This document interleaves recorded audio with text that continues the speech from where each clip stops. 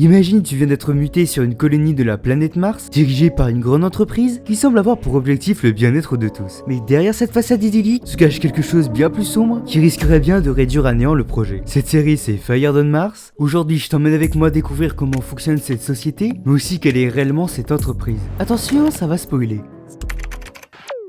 Notre histoire commence avec un certain Jeff Cooper qui nous raconte sa vie à bord. Il est en train de parler à sa petite amie restée sur Terre. Malgré ses distances, tout semble aller plutôt bien dans sa vie. Il semble heureux sur une base créée pour donner un rôle à tout le monde ici. Il y a même un bébé, le premier né sur Mars. Et un gars est aussi payé pour dormir, sûrement pour les recherches sur la cryogénisation. Et Jeff, lui, est designer graphique. Mais au bout de 7 mois, il est convoqué dans le bureau de Darren avec Brandon, le chef de tout ceci, pour lui annoncer une triste nouvelle. Et bon, je vais pas essayer de mettre du suspense. C'est littéralement le titre de la série. Jeff s'est fait virer. Il se retrouve donc au chômage sur une planète qu'il ne peut quitter. Il a tout abandonné pour son boulot et voilà comment on le remercie. Mais en même temps, en se penchant un peu plus sur son travail, on comprend qu'il n'a jamais vraiment réussi à s'intégrer à son équipe. Et même si ça ne le gênait pas plus que ça, il faut croire que ça ne convenait pas à la colonie. Jeff est en réalité facilement manipulable, il ne se remet pas vraiment en question, comme lorsqu'il a essayé de s'intégrer après avoir lu un livre sur l'étiquetage. Il s'est mis à tout étiqueter parce que pour lui le problème venait du fait que les gens étaient en incompréhension constante face aux éléments qui les entourent. Bon, bien sûr c'est du grand n'importe quoi, et ça a rajouté plus de tension qu'autre chose. D'ailleurs on apprend aussi que la relation qu'il a avec sa copine pourrait bien être que dans un sens, ou tout du moins elle le serait devenue. Les relations à distance de base c'est compliqué, mais quand littéralement l'espace les sépare, il ne faut pas venir s'étonner que la relation se fragilise. Mais Jeff semble être à côté de tout ça. À vrai dire, il semble même être à côté de toute cette colonie. Toujours à vouloir s'intégrer, mais sans jamais réellement y arriver. Face à sa copine, il veut rester fort, mais en perdant son travail, il a tout perdu. C'est pourquoi il a quitté une vie stable et sans problème, vient de s'effondrer devant ses yeux. Et bien sûr, pour lutter contre ça, se laisser dépérir semble être la meilleure des solutions. Mais un jour, Carol, une employée du département de réinspiration, globalement c'est les ressources humaines, est morte. Et dans cette société où l'on n'existe que par son travail, Jeff y voit une opportunité. Il se met donc dans son plus bel appareil et se rend dans le bureau de Brandon pour lui réclamer sa place, et ça a marché. Il passe la nuit à créer une affiche en l'honneur de Carol pour mettre toutes les chances de son côté. Et ce qui est sûr, c'est que ça a fait son petit effet. Mais petit problème, Ted, le mec qui était dans la cuve, a pris sa place. Oui, le mec ça fait des mois qu'il dort et on le réveille pour ça. Donc là il y a de quoi vriller. C'est-à-dire qu'un mec qui a rien fait pendant plus de 7 mois a plus de compétences pour ce taf que Jeff. Non, c'est dur là. Après tout ça, Jeff se rend enragé dans le bureau de Brandon, qui lui joue à distance au golf avec Darren. Bref, ce qu'on retire de cette discussion, c'est que Jeff va prendre la place de Ted dans la cuve. Et bien sûr ça ne lui plaît pas trop, mais il finit par céder et retourne dans sa chambre, nettoie tout et dit au revoir à sa copine. Mais le jour de sa cryogénisation, il s'est volatilisé. Il a volé une combinaison et s'apprête à sortir de sa colonie. On va pas se mentir qu'il est plutôt badass. Mais avant de sortir, son téléphone sonne. C'est Anna, sa femme, mais...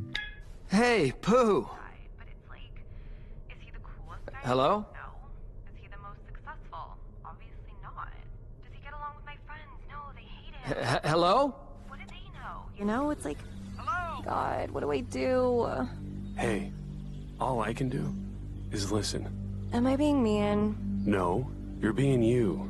Look, it's clear you love the guy. We all do. He's Jeff. And at the same time, he is limited in ways. He's a baby soul, whereas you've been doing the work. I guess the real question is, do you want to travel 9 million miles to parent that baby soul? Well, when you put it that way, this is so hard.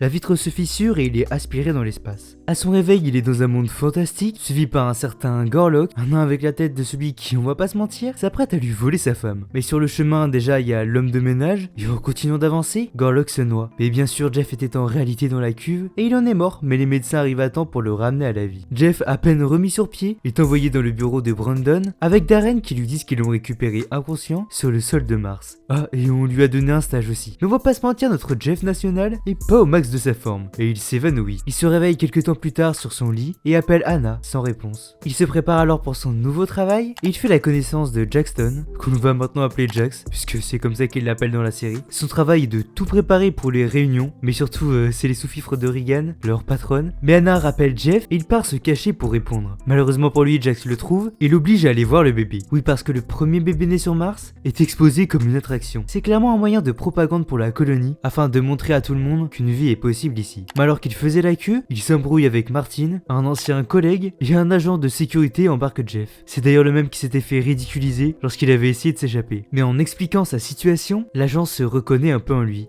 qui a quitté sa femme et ses enfants pour vivre sur Mars. Il décide donc de le relâcher et quelques temps plus tard, Jeff a tout préparé pour se racheter auprès de Jax, qui lui pense que c'est parce qu'il a vu le bébé. D'ailleurs, leur travail est en réalité un peu plus complexe qu'il n'y paraît, puisqu'ils doivent également s'occuper des emails de Regan. Et quand sa fille vient se plaindre de son père, il n'y a qu'une seule solution pour éviter la catastrophe, expliquer calmement à Regan que se fâcher avec sa fille n'est pas la meilleure des idées lorsque des millions de kilomètres les séparent. Ah non, mince, je suis peut-être un peu trop dans le monde des bisounours. Bien sûr, il suffit juste de baisser l'oxygène du bureau et d'augmenter la part de protoxyde d'azote pour la rendre euphorique. Bah oui, pourquoi j'y avais pas pensé avant? Ça paraissait logique. C'est le move de détraquer. Après tout ça, Hubert, un mec, en vrai on sait pas qui c'est, vient s'énerver auprès de Regan, et comme il va lui prendre la tête, Jax il est pas content, donc il lui casse son véhicule. Y a pas de demi-mesure avec lui. Après plusieurs semaines, Jax et Jeff sont devenus les meilleurs amis du monde, mais aujourd'hui c'est un jour assez particulier, l'anniversaire de Regan, et c'est à Jeff de s'en occuper. Je vous passe toutes les galères, mais la finalité c'est que la salle est catastrophique, y'a rien qui va. Donc Jeff augmente le protoxyde d'azote présent dans la pièce, et tout se passe à merveille, ou tout du moins ça l'était, puisque petit hic, le protoxyde d'azote est très inflammable, donc lorsque quelqu'un a voulu allumer les bougies,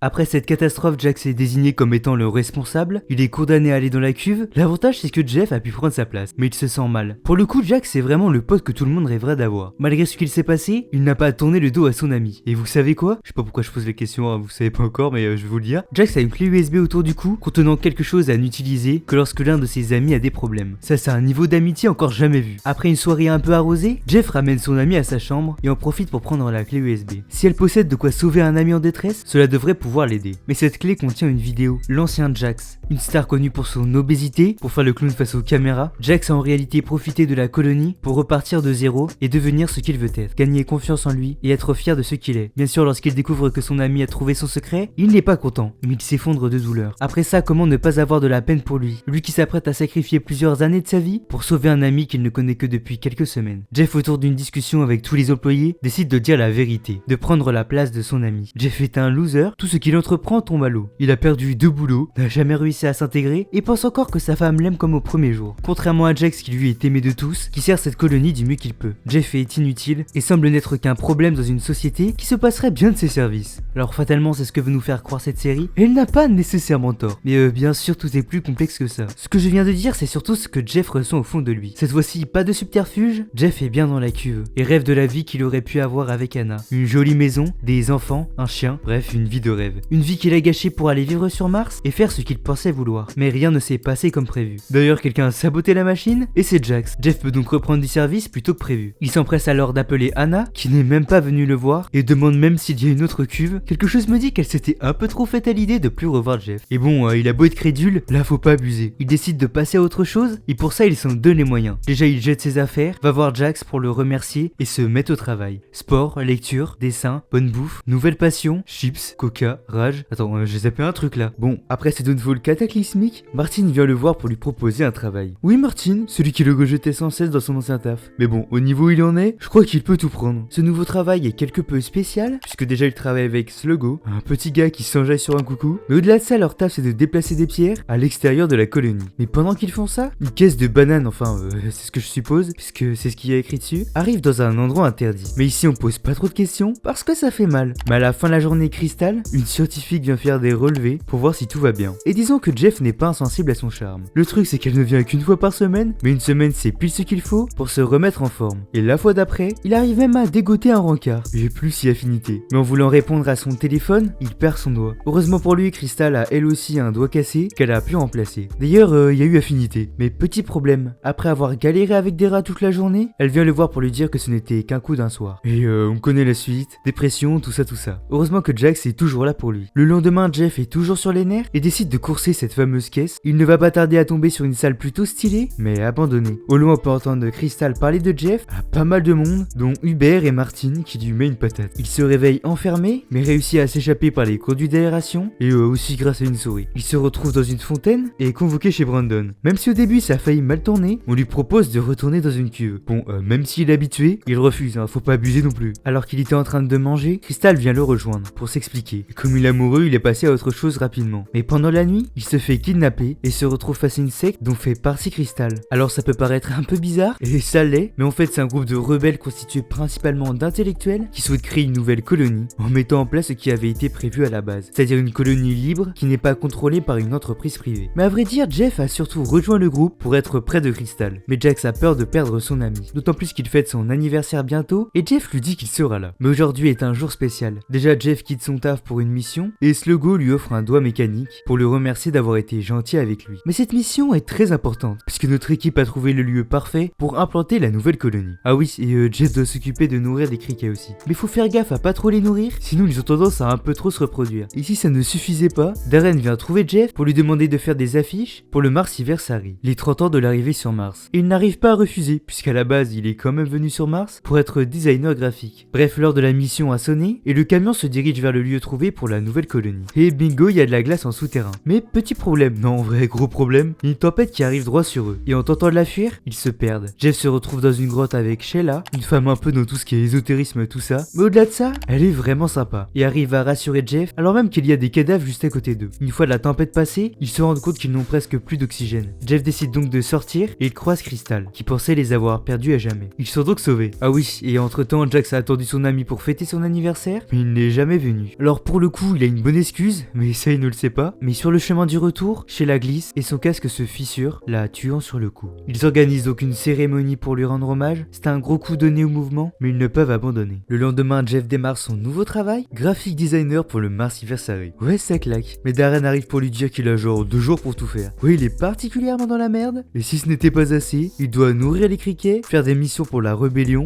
et participer aux réunions. Et au-delà de ça, tout s'accélère, puisque la mission finale pour commencer la nouvelle colonie, c'est dans 2 semaines. Après avoir travaillé toute la nuit, ses affiches sont enfin finies. Et il se dirige vers les décideurs pour leur montrer. Mais sur le chemin, il tombe sur Jax en colère. Et y a de quoi, mais Jeff a décidément un problème avec les interactions sociales, et je crois qu'on vient d'assister à la mort d'une amitié. Mais heureusement pour lui, ses visuels sont vraiment stylés. Enfin, ça c'était jusqu'à ce que T change d'avis et lui demande de tout changer. Tout ça sans délai supplémentaire, sinon ça serait pas drôle. Après tout ça, Jeff est dégoûté, mais il a une idée. Automatiser le nourrissage des criquets avec le coucou. Et en vrai, c'est une bête d'idée. Après tout ça, il peut enfin se mettre au travail, et après une réunion, Crystal vient le voir pour lui proposer un date. Alors dans l'instant T, ça ne l'arrange pas, mais il ne peut refuser. Mais le lendemain, Sluggo entend son coucou, casse un mur pour le récupérer, ce qui a pour effet de laisser appuyer le bouton pour nourrir les criquets constamment. Mais ça, malgré la caméra, Jeff ne le voit pas. Et ce pour une raison, il est épuisé. Et cerise sur le gâteau, T vient lui parler. Et lui, quand il commence, il ne s'arrête plus. Jeff va louper son date, mais il réussit à s'échapper à temps. Il la retrouve dans un laboratoire qui mène sur une serre géante, reproduisant l'écosystème de la Terre. Et c'est vraiment un endroit magnifique. Mais après une petite baignade, les criquets envahissent la colonie, et c'est le début des problèmes, si on peut dire qu'il n'y en avait pas déjà. Pour la rébellion, c'est la panique. Leur plan vient de tomber à l'eau, ils doivent détruire toutes les preuves. Brandon, quant à lui, se fait remonter les bretelles par Darren. S'il ne trouve pas le responsable de tout ça, il peut dire au revoir à son poste. Il décide alors dans un premier temps d'informer la population pour leur dire que Marsley, l'entreprise qui possède la colonie, travaillait sur un moyen d'avoir de la nourriture en abondance et que les criquets en sont le résultat. Bon, c'est du bullshit, mais faut croire que ça passe. Jeff, quant à lui, a fini la deuxième proposition et j'espère pour lui que ça va le faire, puisqu'en parallèle, la rébellion est en train de le pourrir comme jamais. Alors ces affiches sont moins à mon goût, mais en vrai, qui a demandé? Bah ça leur plaît, donc bingo. Il va donc se coucher un peu déprimé parce qu'il vient de perdre un ami et sa crush. Mais faut croire que c'est dangereux de dormir ici, puisqu'il se fait une nouvelle fois kidnapper, mais cette fois-ci par ces gros bonhommes. Et étonnamment, c'est pour l'emmener dans une pièce secrète où se rassemble l'élite de la colonie. D'ailleurs ici, son ex l'appelle et en voyant sa réussite, lui dit qu'elle va venir le voir. Mais alors qu'il commençait à s'amuser, quelqu'un vient le voir. Une personne souhaiterait lui parler. Et cette personne, c'est T. Et T, derrière cette facette de gars totalement déconnecté de la réalité, il a un plan. Faire exploser des bombes atomiques sur la colonie pour tout reconstruire à son image. Bien sûr, les privilégiés seront protégés dans un bunker. Décidément, je crois qu'il y a vraiment rien qui va ici. Jeff est un peu coincé et n'a pas d'autre choix que de le suivre. D'ailleurs, ils vont voir le bébé qui se réveille en observant Jeff. Le jour du Marsiversary est arrivé et Jeff est en pleine interview pour présenter ses affiches. C'est en réalité une journée très importante puisqu'elle va dicter l'avenir de la colonie. Et d'ailleurs, cet avenir se fera sans Brandon puisque suite au manque de résultats, il s'est fait remplacer par Egan. Alors qu'elle était devant la télé, Crystal tombe sur l'interview de Jeff et elle ne comprend pas. Comment a-t-il pu en arriver là? L'homme qu'elle connaît n'est pas comme ça. Elle se dirige donc dans sa chambre, cherchant des indices sur son emplacement. Elle tombe d'ailleurs sur une lettre destinée à Jax. Brandon, quant à lui, est défoncé et fait n'importe quoi, mais Crystal, elle, recherche ce fameux Jax pour obtenir des informations. Il lui dit qu'il se situerait dans les backstage, non sans caler 2-3 noms d'oiseaux au passage, si vous voyez ce que je veux dire. Elle en profite d'ailleurs pour lui remettre la lettre. Après quelques galères, elle réussit à y accéder aider alors que la cérémonie a commencé. Le patron de Marsley est d'ailleurs l'invité exceptionnel, et c'est littéralement Dark Vador. Au-delà de ça, T,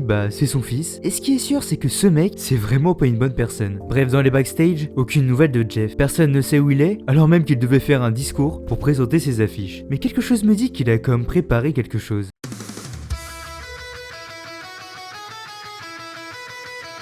What are these pictures? Where's that fucking music coming from?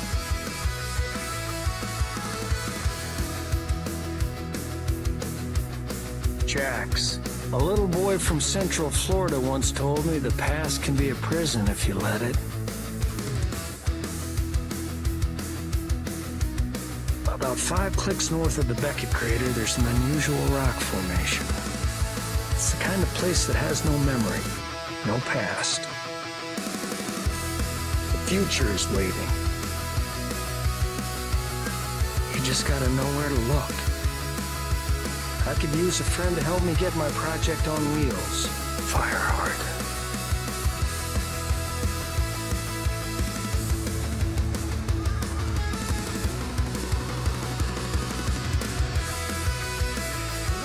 Fibonacci. How you doing?